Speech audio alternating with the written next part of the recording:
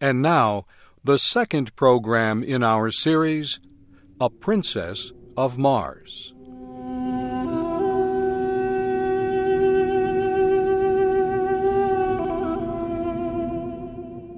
The creature with the spear was huge.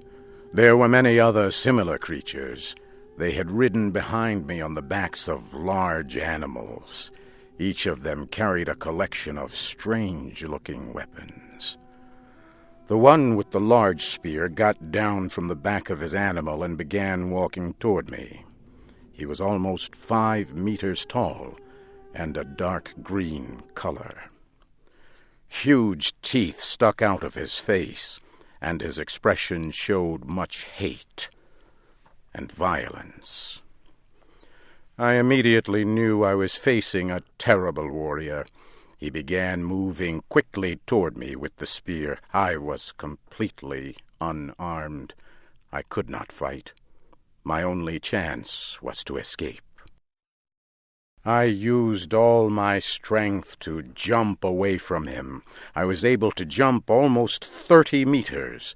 The green Martian stopped and watched my effort. I would learn later that the look on his face showed complete surprise. The creatures gathered and talked among themselves. While they talked, I thought about running away. However, I noticed several of them carried devices that looked very much like rifles. I could not run. Soon all but one of the creatures moved away. The one who had threatened me stayed. He slowly took off a metal band from his arm and held it out to me. He spoke in a strange language. Niktu maktuta sakota. Slowly he laid down his weapons. I thought this would have been a sign of peace anywhere on Earth. Why not Mars, too? I walked toward him, and in a normal voice announced my name and said I had come in peace. I knew he did not understand, but like me, he took it to mean that I meant no harm. Slowly we came together. He gave me the large metal band that had been around his arm. He turned and made signs with his hands that I should follow him. Soon we arrived at the large animal he had been riding. He again made a sign with his hands that I should ride on the same animal behind him. The group turned and began riding across the land. We moved quickly toward mountains in the distance.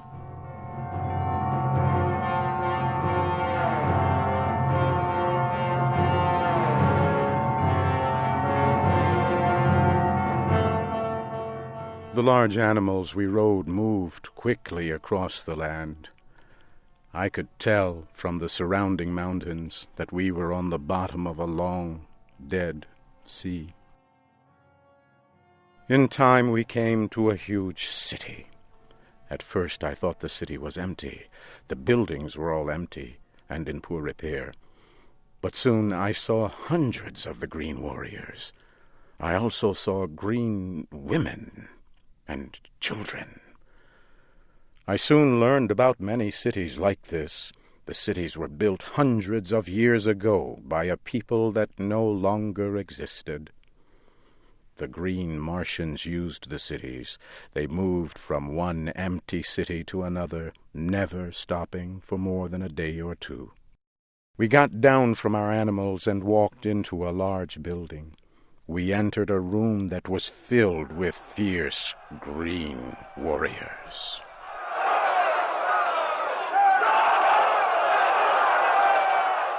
It was not difficult to tell that these were the leaders of the green Martians. One of them took hold of my arm. He shook me and lifted me off the ground. He laughed when he did so.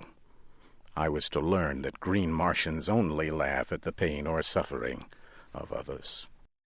This huge warrior threw me to the ground and then took hold of my arm again to pick me up. I did the only thing I could do. I hit him with my closed fist as hard as I could.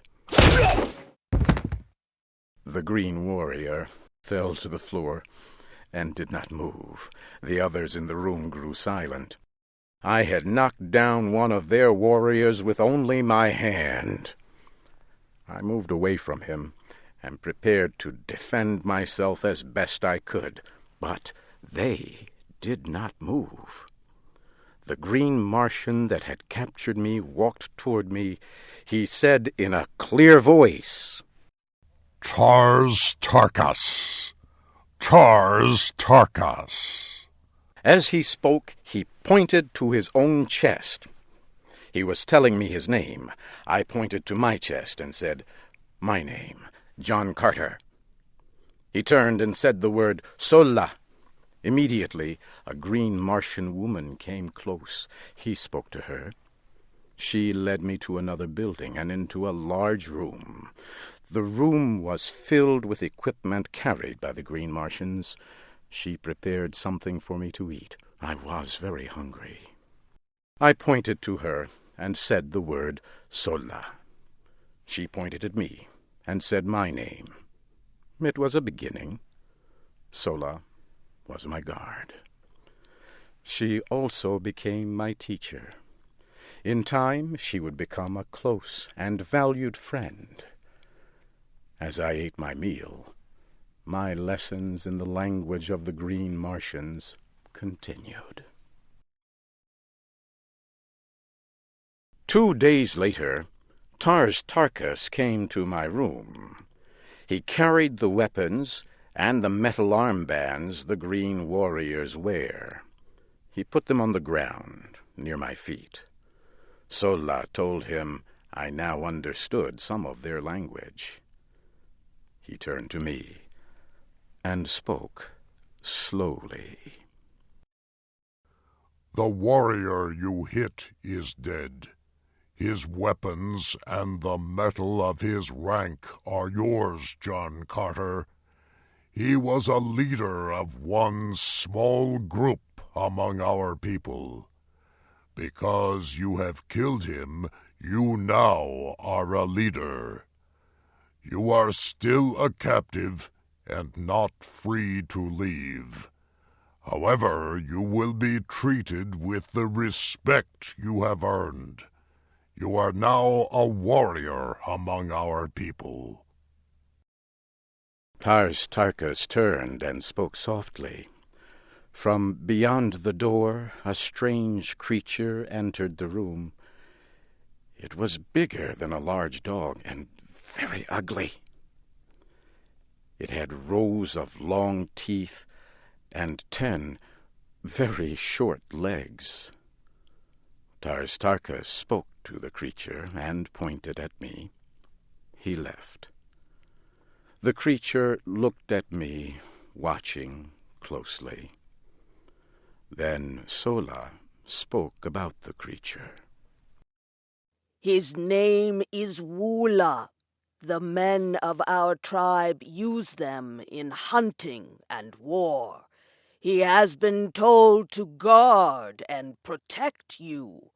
He has also been told to prevent your escape. There is no faster creature in our world, and in a fight they can kill very quickly. Do not try to escape, John Carter. Woola will tear you to small pieces. I continued to watch the creature named Woola. I had already seen how the green Martians treated other animals. They were very cruel. I thought, perhaps this beast can be taught to be my friend, much like a dog on earth.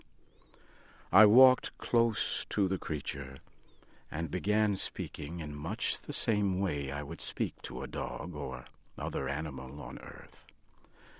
I sat down next to him while I talked softly. At first he seemed confused. I believe the creature Wula had never heard a kind word. In the next several days I gained the trust and friendship of Wula. In a few short days, Wula was my friend and fierce protector. He would remain my loyal friend as long as I was on Mars. Several days later, Sola came to me with a look of great concern. John Carter, come with me. A great battle is about to take place. An enemy is coming near this city. We must prepare to fight, and we must be ready to flee. Sola, what enemy is this? A race of red men who travel our world in flying machines. A great number of their machines have come over the far mountain. Take your weapons with you, and hurry. I collected my sword and a spear.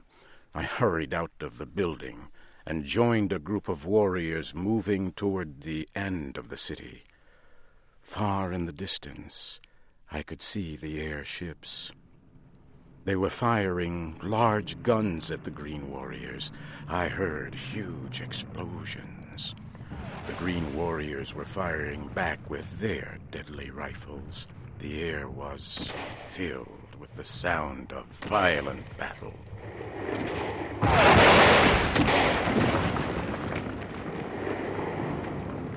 Suddenly, a huge airship exploded. It came down crashing near me. Red Martians were falling from the side of the huge ship, and then it exploded again.